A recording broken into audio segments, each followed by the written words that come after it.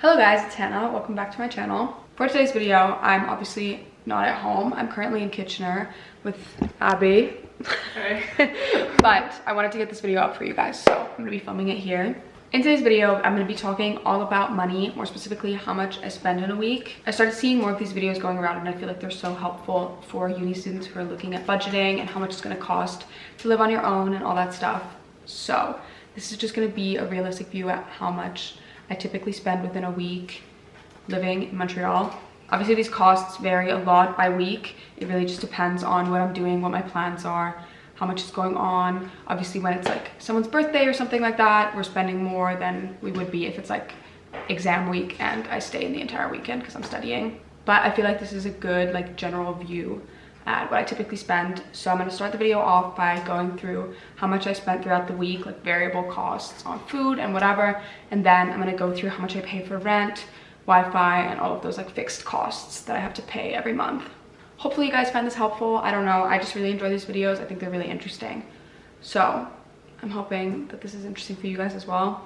As a disclaimer, I do want to put out there, I am in a very fortunate position where my parents are helping me cover rent and supporting me throughout college. So they do help me pay for the majority of like my essentials and stuff like that. But then like things that like leisure and whatever that I spend money on is mostly paid for by myself through my income through YouTube.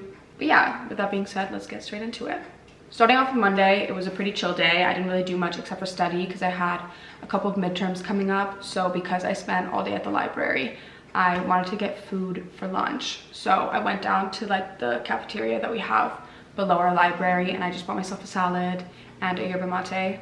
McGill kind of makes you pay for like this meal plan in the beginning of first year. So I had a lot of that money left over. So towards the beginning of the year, I would usually use like credits that I had on that card, but I just recently ran out. So I had to spend my own money on this and that totaled up to $17.43. Salad was very good though, would recommend.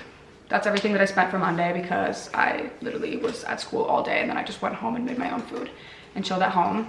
Tuesday was another exam day. Me and my roommate Cass got up early in the morning to go to a cafe and work before we had an exam at 8:30 in the morning. So at that cafe, I bought myself a scone and a coffee and that totaled up to $13.20. Again, didn't really do much other than work on this day. So after the cafe, I just went home and did more schoolwork, chilled at home, watched TV for a little bit. So that was it for everything that I spent on Tuesday as well. For Wednesday, I made plans to study with one of my friends, Jocelyn, so we ended up going to another cafe. I initially just ordered a matcha and a croissant, so that brought me to $11.90, and then because we stayed for a long time, I just kind of got hungry again, and I ordered another sandwich, and the total of that was $12.04. So the total of how much I spent at that cafe brought me to $23.94. After that, I went home, but if you guys didn't know, my roommate actually does nails. Cass did them, if you guys want to follow her account, but she redid my nails this day, and usually I tend to get extensions, but this time I got it on my real nails, which brought my total of that to $20. This is just what I ended up doing. They turned out very good. So thank you, Cass. That was everything I spent money on for Wednesday, so that brings Wednesday's total to $43.94. Thursday was a bit of a lazy day. I didn't really leave my house except for to go to the grocery store. On a monthly basis, I tend to spend like $250-ish on groceries, so normally my grocery bill is higher, but this week I wasn't buying that much because I was like leaving to come to Kitchener in a couple days. So my total for this grocery run was only $25.78. But yeah, normally if I go grocery shopping on a weekly basis, it's around like $60. Unfortunately, even though I didn't leave the house, I also had to place an Amazon order on this day because my laptop has been consistently running out of space like every single time I'm editing a new video, and it's a pain because I'm always deleting footage and stuff like that. So I bit the bullet after like putting it off for forever, and I also bought myself a hard drive. I wanted to just invest in a good quality one, so my Amazon order for the one that I ordered ended up being a total of $149.46. This kind of throws my entire weekly spending off whack because I normally wouldn't be spending that much on like one single purchase, but I've been needing to buy it for forever, so I had to order that as well. Friday during the day, I spent no money, but in the evening we did end up going out with a couple of friends. So I ordered a pitcher that I split with my friend Cass, and then I also ordered a poutine. So in total, my bill from that place was $42.74. All the other drinks that we spent that night was already stuff that I'd bought in the past. So that was everything that I spent for Friday. If clubs were open, I probably would have spent a little bit more on like a shot or two at the club, but because it was closed, I didn't end up spending anything else. Saturday during the day, I had to run a few errands. I had to pick up cotton rounds because I hadn't got those in a while, and then our plan for Saturday night was to make dumplings and then go drunk sledding. So I went to the dollar store and I picked up cotton rounds, and then I also got a sled that we could use.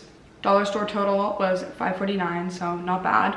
For the drinks for that night, I didn't want to buy any like hard liquor or anything like that because we already went out the night before, so I just bought a cheap bottle of wine for $10.95.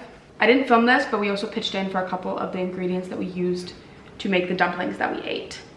I think that was like maybe $5. I don't know, I don't remember exactly. Overall, very fun evening though for like less than $20, which I think is not bad. And then finally, Sunday during the day, stayed at home, but Sunday night, I decided to have a movie night with a few of my friends. So we headed over to Isabel's place and we watched Despicable Me on her projector. We didn't order food or drinks or anything like that, but we did go to the convenience store to get a couple of snacks. So my total for there was $14.01. But yes, that is everything that I spent money on that week. As you can tell, the majority of my money goes to food and drink, but then occasionally I like spend more on a couple other things. Obviously this week, because I had to spend quite a lot on the hard drive, that brings the like weekly total up. But overall, I'd say this is like a pretty realistic view. It honestly really depends on the week. I think it fluctuates quite a lot depending on like what my plans are and stuff like that. If I like am going to classes all day most days, then usually I'm not really studying at cafes, so I won't spend money on that. But then instead maybe I'd go out like for dinner one night and stuff like that, so I'd spend that money out in a different context. But yes, with everything added up, that brings my like variable money spent to $310.95, half of which was my hard drive. Now onto my fixed costs. A lot of these are not on a weekly basis, but I'm just going to be dividing my rent and all of like my monthly bills by 4 to give you guys it on like a weekly scale. There's 4 of us living in my apartment right now, and all of us pay the same rent, which is $7.85 a month each. Divided by 4, that's $196.25 per week. Our Wi-Fi bill is $19.6 per month. Divided by 4, that's $4.9, or like $5 a week. For my phone bill, my provider is Fizz, and I spend $43.07 a month. Divided by 4, that's $10.7 a week. The only subscription that I pay for is Spotify, and that's $10 a month. Divided by 4, $2.5 a week. Our rent doesn't include hydro, and we get charged for that once every 2 months, which is kind of weird, but that kind of fluctuates around winter. If we have the heater on for a long time, then like that changes the price, but recently we've been paying around $40 a month, which is around $10 a week. I do pay for our university gym as well. You pay on a semester basis, which is a little weird, but once I divide that out, that's $3 a week, which is pretty cheap. I probably wouldn't get a membership outside of that. And like occasionally I'll go for like a workout class or something like that, but $3 a week is pretty good to stay fit. But yes, that is everything for fixed cost.